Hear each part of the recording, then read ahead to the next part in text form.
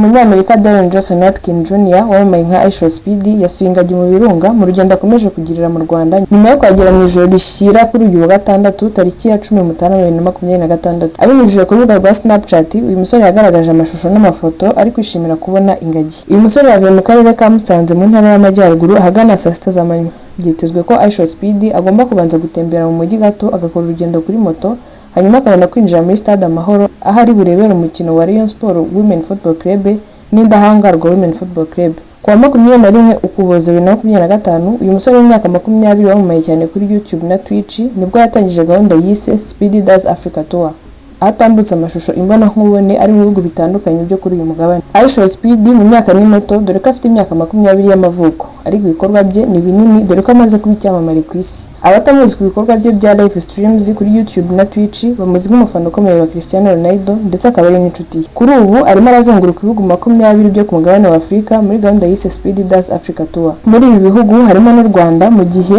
ikindi cyegeranye narwo ari Kenya. Ibindi bihugu 18 ni Angola, Algeria, Benin, Botswana, Misiri, Eswatini, Ethiopia, Ghana, Côte d'Ivoire, Liberia, Morocco, Mozambique, Namibia, Nigeria, Senegal, Afrika y'Epfo, Zambia na Zimbabwe. Muri Morocco byitezwe ko ari hazatinda cyane yitabira imikino itandukanye y'igikombe cya Afrika cya 2025-2026.